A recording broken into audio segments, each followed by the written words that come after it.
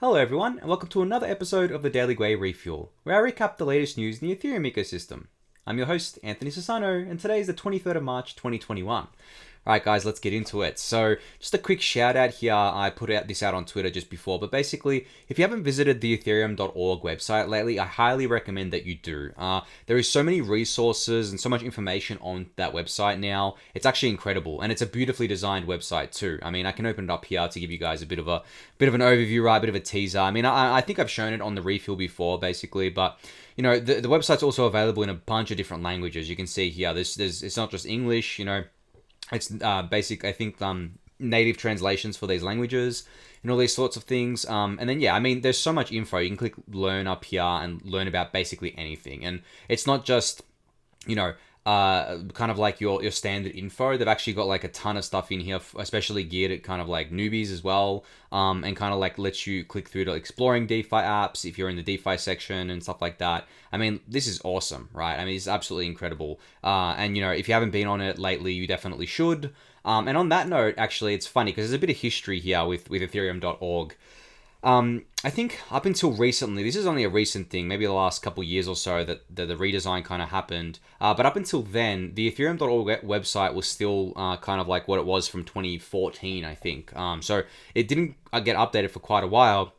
And it had a bunch of like outdated information on it. It didn't have kind of like any of the new information. And that's actually one of the major reasons why ETHUB was started, is because, you know, people kept kind of like saying, you know, need to update this website, need to get it done. And it didn't get done for a while. Obviously it's gotten done now, but you know, to fill that kind of void and that hole, Eric and I started ETHUB. That's one of the major reasons we did. And kind of like, I guess like since then the website's been updated here. They actually use ETHUB's information to kind of relay off this site and kind of link to and things like that, which is really cool. But yeah, just a really, really cool thing to see that this website got the love that it deserved. Because this is the first thing new people see when they search Ethereum. Like the first Google result, the last time I checked at least, is ethereum.org. So, you know, we didn't want to be funneling the newer people into an old kind of website that still mentioned like the term world computer that no one uses in Ethereum anymore. So the fact that they've got a really, really great resource here to learn from, and it's available in many different languages, is just really positive. So yeah, kudos to the ethereum.org team for this. I think it's really important, and you know, I really like what they've done here. So I think the biggest bit of, I guess, like news today was Uniswap put out a Uniswap V3 teaser on their Twitter profile. Now, you know, Uniswap V3 is the most hyped thing ever at this point. You know, I don't think you could get any more hype than this. I mean, look at the engagement on this. Like over 500,000 views, over 10,000 likes. You know, it's very rare for an Ethereum kind of related tweet or to get this much engagement, but it's absolutely, you know, amazing how much engagement this got. And that's because Uniswap has such a kind of like big brand awareness behind it, right?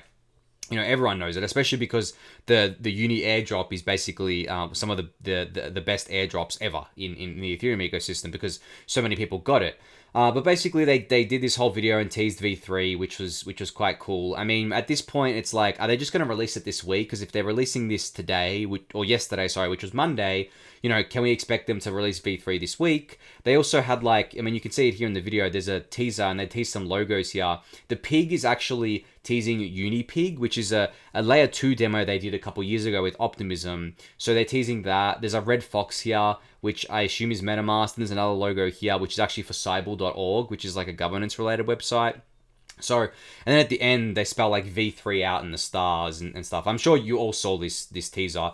But yeah, I mean, I think we can expect V3 any day now. And I mean, I don't know if it's going to live up to the hype. I've said, you know, what I think that will live up to the hype if they do a kind of a dual kind of release on layer 1 and layer 2. So obviously put V3 on layer 1 and then have it on Optimism's layer 2 as well. I kind of have a theory that may or not play out, that the Uni V3 is ready, right? It's ready to go, but they're waiting on Optimism to kind of release their mainnet before they release Uni V3. So they are very close with the Optimism team, like the Uniswap team, and Uniswap's main backer Paradigm, or main investor Paradigm, is also very close with both teams. And they, you know, the Paradigm isn't just like an investment fund. They have like some of the smartest people working there. So they obviously help a lot with with different sorts of things here. But yeah, I guess from this kind of note here, I would say that Uni V3 is dropping any day now. It may even drop like before you watch this video. I don't know. Maybe it drops today. Who knows? But I think they wouldn't put this teaser out like this if it wasn't dropping soon. Because if you remember back to when Hayden teased the Uni token, it was 6 days before it released. So he teased it on Twitter. He said pretty colors and posted a picture of kind of like a logo of the Uni token, and then 6 days later the Uni token was live. So maybe I guess maybe it takes 6 days, maybe it takes till next week, but I would expect V3 to go live any day now. And I mean, just get it over and done with, right? We've been kind of like I guess awaiting this for so long now. Hayden keeps hyping it up, everyone keeps hyping it up. There was a meme on Twitter today about what V3 does and what it enables. So yeah, we'll see how this goes for sure. So Alpha Finance announced today that their Alpha tokenomics, the staking and more, will be launching in the coming days. Now, this has been in the works for quite a while. I think this has been quite hyped up as well. And basically, this kind of token becomes productive now. The Alpha token, very productive within the Alpha system, and you can use it for different sorts of things on layer 1 and layer 2 and different chains and sort of things here as well across their various products and stuff like that. Depending on, and there's also kind of like Alpha tiers as well. So depending on how many Alpha tokens you stake, you will be in one of the 5 Alpha tiers. The more you stake, obviously, the higher tier you will be in. And then you can unlock unique features and kind of like unique products within the Alpha Finance system. So yeah, cool to see more experimentation being done on the token side of things. There's a lot of teams doing tokens these days, but a lot of the tokens leave much to the imagination. A lot of people just say, okay, governance token, fee capture token, that's it, right? When there's so many different things we can do with tokens. I mean, one of my favorite token designs is actually Aave and how they do different things like, you're staking it, right, to earn fees on the platform, but you're also acting as an insurance pool. So to Aave token staked acts as like an insurance pool. So yes, you're getting the reward, but you're also taking on the risk that your assets may be sold if the platform, I guess, essentially loses money for some reason or becomes under-collateralized or needs to kind of recollateralize or get more liquidity into the system. So yeah, I really do like Aave's mechanism, and I think a lot of tokens are trending towards that over time. It's funny because there are some tokens that just won't change, like MKR. I actually think MKR is a funny thing because the MKR buy and burn mechanism actually makes a lot of sense because it puts constant pressure on the MKR token, from maker system revenue, but a lot of people don't like buy and burn. What they do like is stake and earn. So you can imagine if Maker had a kind of, I guess, option for you to stake your MKR tokens and then earn the system revenue like that instead of going and buying and burning MKR. I actually think that would be a better thing than buy and burn, because when you think about it, with a buy and burn, there's no token lockup, right? The tokens are free kind of trading. They're on exchanges. They're in people's wallets, whatever, right? They're always liquid. Whereas if you did like a lockup, what kind of like, I guess, what Curve does, where you lock up tokens and depending on how long you lock up, you get more system revenue, right? All these sorts of things. I think that is the better model, and I think that's what kind of like Alpha's doing here. That's kind of what like Aave's doing with the lockup. Not the lockup, sorry, the staking. And it's shown in the markets, right? Like Maker isn't, I guess a low cap coin. It's like $2 or $3 billion, but I think that it would have an even much higher market cap considering how much system revenue it generates if they were a stake and earn model. But maybe that doesn't matter in the long run. Maybe eventually we have enough people coming in who are like, wow, this protocol is generating so much revenue and it's going and burning its token. Like let's get some of this. So yeah, we'll see how that plays out. But I'll link this thread on Alpha's token that you can find in the YouTube description, so you can go read the whole thread for yourself. So the Documenting Ethereum account on Twitter, which I recommend following, by the way, put out this tweet, and it was quoting Santiago from Parify Capital, who I've spoken about before. But basically what he said on, I think it was on a podcast, he said, Ethereum is a perpetual call option on human creativity and innovation. And I mean, I couldn't have said this better myself. If you're betting on Ethereum and you're buying ETH, you're buying different kind of like tokens of Ethereum-based projects and things like that, you're betting that Ethereum, it keeps innovating, right? Keeps growing, it keeps, I guess, like coming up with all these kind of new ideas of how to, I guess, improve the Ethereum protocol itself, but also improve the different apps, scale up to billions of users. I mean, we're not even at millions of daily active users for kind of, I guess, like DeFi protocols at this point, not even close. So when you take that into account, right, it's kind of hard not to be bullish, because if you really do believe that Ethereum is going to deliver all this value, DeFi is going to take over the traditional finance system and replace it, then how can you not be bullish at this point? So, and you basically, yeah, by being in Ethereum and by betting on ETH, you are kind of like, you do have this call option on human creativity and innovation. So I thought that was just a very kind of like powerful way to put it. And it's exactly been my thesis for a lot of the years on Ethereum and ETH. And, a big part of my thesis has been the developer ecosystem, which falls into that, because the developers are the ones mostly who come up with the innovation, right? And the human creativity. But we also have a lot of creativity in the NFT space, for example, too, right?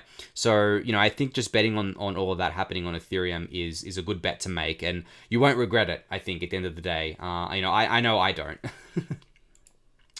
So HopProtocol officially announced, I guess, like, I don't know if they were like in full stealth. I remember they had a white paper that they released, but they've kind of announced that their protocol is being audited and will be live on mainnet next month. Now, for those who don't know, HopProtocol is going to be a protocol for sending tokens across different rollups, aka layer 2s on Ethereum, and different layer 1 networks. So they're going to be supporting Optimism, Arbitrum, Polygon, and XDAI starting next month. So, I know that Connext is doing this as well, and I'm going to talk about Connext in a sec, but this is just another team kind of focusing on this. And this is actually the team behind Authereum, which is an Ethereum wallet that some of you may be familiar with. But it's good to see these solutions coming out. I've kind of gone over the different solutions now. I remember showing you guys that the MakerDAO community came up with an Optimism bridge to bridge from, like, I guess, layer 2 to layer 1 in a very fast kind of manner. Arbitrum is using Connext Network's technology. There is also, I think, like some other tools out there right now that are maybe in alpha that are kind of live, but HopProtocol is just another one that kind of goes into the, puts their hat in the ring here, because this is a critical issue, right? A critical problem where we need to open these lines of communication between the different layer 2s and the different, I guess, quote unquote side chains, so that the liquidity can flow freely through all of this stuff and through the Ethereum layer 1 network as well, and that the users don't have to worry about it. So yeah, really cool to see this from HopProtocol. And on that note, Connext actually announced today that they've yesterday, sorry, that they raised a $2.2 million seed round led by some big investors, Polychain Capital, 1KX Network, Huobi Global, and I think a bunch of different kind of angels as well. So yeah, Connext is doing something similar to HopProtocol, but they've been doing it for a while now. I think they've been doing it for about 4 years, where they want to bridge all the different chains together, all the different L2s together, and they have, I think they have a bunch of stuff going live soon as well, in terms of like cross-chain exchanges, cross-chain bridges, all this sort of good stuff. And you may be thinking, does this include like other layer 1 blockchains, right? And yes, it does, because Polygon and or at least Matic Network and XDAI are like separate layer 1 blockchains, even though we call them side chains. They have their own validator set sort of thing. So from that perspective, yes, but also they'll be able to bridge like any EVM compatible network. So you might have seen this term flying around, and there's a bunch of them, right? BSC, it has had so much kind of like I guess growth, you could call it, or kind of like users moving over, because it's just very easy for BSC to copy anything in Ethereum because it's EVM compatible. Same with, I think, Phantom as well, that Andre's been talking about. And there's a bunch of other networks here that are all EVM compatible. But at the end of the day, I do think the layer 2 ecosystem is going to win out, in the end state. So we still need this for the layer 2 system. Even though there's bridges between the EVM chains, even if the EVM chains, besides Ethereum, just die out, which is a very real possibility that they do, we're still going to have this technology for layer 2s, communication between the different layer 2s, fast communication between layer 2 and layer 1, which is sorely needed. It's a huge problem. A huge thing that needs to be solved, and I'm glad to have multiple teams working on it, not just one, because, if we only have one team working on it, then it's a lot slower to get things done. There's no competition, there's no kind of like fire under their asses, so to speak, to get them to get to mainnet and things like that. So I think now that there's competing standards here, and people have realized that, I guess the winner of the or at least like the project that takes the most market share here in the bridging world is going to do very well. So I think that's why we're seeing this kind of like resurgence here of these kind of technologies, because now's the time that we need them, basically. And Connext is hiring, so if you want to go join, you can go to jobs.connext.network. And I actually think HopProtocol may be hiring as well. Yes, join the team. You can reach out to them. So yeah, these are both hiring. I mean, pretty much everyone's hiring right now. So if you don't have a job in crypto, and I actually wrote about this yesterday in the Daily Gwei newsletter, there's never been a better time to work in crypto, especially Ethereum ecosystem, than there is right now. So if that's something you're interested in, you can go and literally any team or every team right now in the Ethereum ecosystem is hiring. So there's no shortage of roles there. So the Ethereum Foundation Ecosystem Support Program put out their Q4 2020 allocation update. So they ended up paying a bunch of different grants to a bunch of different teams. So you can see here that there's a lot of community and education that got funded here, like the Truffle Suite. They sponsored TruffleCon 2020's Virtual Developer Conference. There's so much here. Cryptography and zero knowledge proof research.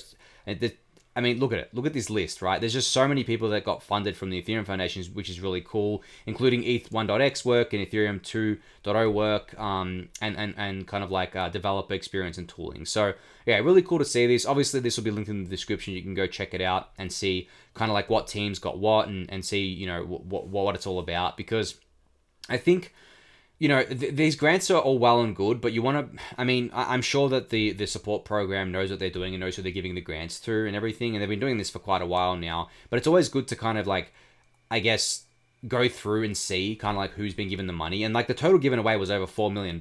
So you definitely want to see, who's been given the money, what their projects are doing, how you can maybe help. As I said, lots of projects hiring right now. And even if you're not looking for a full-time gig, you can probably jump into any number of projects as just part-time or casually and help out, maybe get paid some tokens if they've got a token or something like that, or if you just want to do it for free, you can do that too. So definitely a lot to do right now in the Ethereum ecosystem. So Justin Drake continues his, I guess I wouldn't call it shilling, but I guess like memeing with the ultrasound money thesis. And you may have listened to the Bankless podcast yesterday with Justin Drake. If you haven't yet, I highly recommend going and listening to it. I think it's about 2 hours of like pure bliss.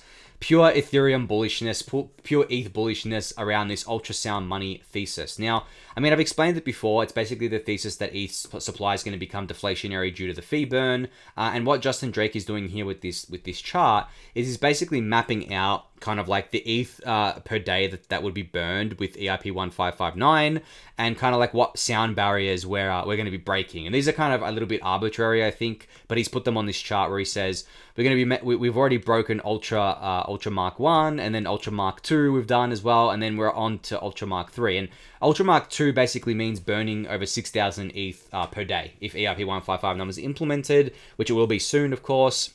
I've spoken about this a lot on the Refuel, right, where I think that eventually we're going to get to a day where billions of dollars of fees are paid and that so much ETH is being burnt that ETH just becomes like such an awesome deflationary kind of asset here. But, he does make some assumptions here as well. On the bottom left, you can't see because my camera is blocking it, but he assumes that 20 million ETH is staked and there's a 70% fee burn. So if 20 million ETH is staked, I actually think that the issuance goes up to maybe 0.8, 0.9% on ETH2. And then he's assuming that there's a 70% fee burn here. So if 70% of all the fees are burned, we could still get to a point where we're actually burning more than we're issuing each day, which means, ETH becomes this deflationary asset, aka ultrasound money, which is really, really cool. So yeah, as I said, I highly recommend going and listening and watching. Actually, there's a video too, the Justin Drake podcast / YouTube video with Bankless, because he explains this thesis. He goes deep on this sort of stuff, and he uses so many analogies that I really, really liked. But basically, I think this is something that a lot of people are still sleeping on. I know I talk about it to you guys a lot on here, but I don't reach like tens of thousands of people, right? Or hundreds of thousands of people. And I think that eventually when more people clue into this and clue into, how ETH is going to become a deflationary asset, they're going to realize that it's like, why don't I own ETH sort of thing? And that's been a big part of my thesis on ETH as an asset for a long time, is that the information asymmetry is pretty bad, where, a lot of people don't have the information available to them right now about ETH. They still think it's like an uncapped shitcoin, so to speak, where I think they couldn't be more wrong by that. But the only way I think to convince people is to just show them over time, right? Once we get fee burning in, we're going to be showing that we're burning fees. Right on mainnet, there's on-chain proof of this. And then when the merger happens, we're going to be showing that we're potentially, and I think there's a high chance we're going to be burning more fees that are being issued each day. Now, can you imagine the kind of headlines that's going to, generate, especially the mainstream media. I do think the mainstream media will cover it too, because they already have covered EIP 1559 because it's such a popular thing to talk about. But basically, there's no denying it at that point. Not even Bitcoin can hold the candle to that and say, oh, we've got a cap supply, but it won't be fully capped until 2140, right? But then we can say, well, we're burning more ETH than we're issuing each day now, or each month, or each year, right? Which means we're a deflationary token, which means we're basically on our way to being more scarce than Bitcoin, or already more scarce than Bitcoin. So not to say that it's a zero-sum game, but I do think that once more people realize this, and once more people realize that at one point there's just not going to be enough ETH for everyone, right? There's going to be ETH in ETH2 that's perpetually locked and in there for a long time. I mean, I have a stash that I'm gonna, I haven't put most of that stash into ETH2 yet because of the long kind of lockup. I do have some obviously staking, but when we have the merge and everything, I'm planning to put like this perma ETH stash just in staking, right? And that's just going to earn me some passive income and stuff like that. And then obviously I'll earn fees out of that too, not just the issuance, or at least some of the fees, right? Not all of the fees, because some of them will be burned. But there's that. Then there's the public companies gobbling up ETH, right? Then there's also DeFi gobbling up ETH, right? And then just people holding it in cold storage. There's so much of that going on. I don't know. I just, I know the price action's being a bit shitty lately, but like this is just short-term stuff. Long-term, it's incredibly bullish. So yeah, I'm glad to see Justin Drake pushing on this ultrasound money thesis, and obviously the bankless guys do it a lot too. And I've been tweeting a little bit about it because I think more people need to be aware of this. And I do want to do a video on this at one point. Basically kind of like breaking this down for people in plain English that kind of anyone can understand, because I do think sometimes it's hard to understand some of the stuff that we talk about in Ethereum, or most of the stuff that we talk about. So breaking it down into like bite-sized chunks where people can actually get a grip of what's happening here, I think is very important. So Etherscan added a new feature today. Basically, you can now see the minimum or maximum amount of tokens you'll receive in a Uniswap or Sushiwap trade, and when the swap will expire in the kind of pending transaction view. So you can see here that while the transaction is pending, you can see down the bottom it says swap 53 uni for 12.9 torn. For at least 12.9 torn. So it would say it says you'll get at least 12.9. And then the swap will expire at this time here. So just another quality of life feature that Etherscan has added here. They are the absolute best. I mean, Etherscan is free. Obviously, there's ads on there, but it's free, right? I mean, even if they charged a monthly subscription fee to use it, I would pay it. I mean, I use Etherscan every single day, without fail, because, I mean, I'm pretty sure we all do, right? Even if we're not doing transactions, we still look at other people's transactions. We still look at our addresses. We still look at our balances and things like that. Yes, there's pretty dashboards for all of that stuff, but a lot of those dashboards won't show you the kind of details of different transactions, right? And obviously, Etherscan helps a lot for tax purposes too, to work out how much you kind of owe there. But yeah, I mean, I can't believe how much of Etherscan is just like, how many features Etherscan has, considering it's free. Just amazing. So yeah, definitely a welcome kind of quality of life improvement here. So Arthur0x put out a really great tweet thread just before, where he took a data-focused look on ETH, and he goes and says that ETH's role within the Ethereum ecosystem is becoming more significant over time and currently being used as a non-speculative asset more than ever. And he put together a mini thread here. He basically said that the amount of ETH sitting on centralized exchanges has reached the lowest level in the last 19 months. And I remember talking to you guys about this in the context of the ETH kind of going into smart contracts here. And I actually wrote about this on the Daily Gwei newsletter, but I also spoke about it on the Refuel. And as you can see on this chart, ETH in smart contracts has just rocketed up since kind of like DeFi summer, right? And exchange balance has gone down because of that. And also because people are withdrawing to cold storage and things like that. These smart contract balances doesn't just include DeFi, it includes the Gnosis Safe multi-sig wallet, which I believe has over $1 billion worth of ETH in it right now. So there's that. And then he also, says that the amount of ETH locked in ETH2 is at 3.56 million, but increasing steadily. It's kind of like flattened out here, but it's still increasing, steadily over time. And obviously once we have the merger in, that's just going to increase even more, because there won't be a kind of lockup anymore there. And that represents 3% of ETH supply. And then he goes on to say, all of the above combined with the implementation of EIP 1559, an accelerated timeline of proof of stake merging should further increase the value of ETH. The future of Ether looks bright to me. And I mean, same with me. Like, I just spoke about kind of like Justin Drake's ultrasound money thesis here and why the future of ETH looks kind of very bright from that perspective, or at least from like a, I guess, scarcity / issuance perspective. But I would also say it looks bright from a utility perspective, right? Because it's being used to power DeFi. There is 9.3 million ETH in there being used as collateral, as exchange pairs, as money. The NFT ecosystem is powered by ETH, priced in ETH. A lot of obviously ETH2 is powered by ETH. I mean, there's so much going on right now, and the fees being paid too, like with ETH as an asset. It is just so amazing, like how many different roles it has and how much demand there is for this asset, that I just can't help but believe that the same as Arthur here, that the future is extremely bright. We have so much to look forward to when it comes to not only the Ethereum as a platform, but ETH as an asset. And as more and more time goes on, I believe more and more people are going to clue into this, and they're going to realize that what they've been sleeping on is this amazing asset. Because every time I explain this to someone one-on-one, they're like, holy shit, I had no idea, right? Because this, as I said, this isn't, I've said this before on the refuel, where this is not something that is easy to explain like the Bitcoin kind of thesis. Because you can say to people, well, Bitcoin supply is capped at 21 million, it halves every 4 years, and here's the current issuance rate, right? With ETH, there's so much moving parts right now. I know people hate the moving parts, but I actually think it's a positive thing. But basically, right, you have to say to people, okay, well, ETH supply isn't capped, right?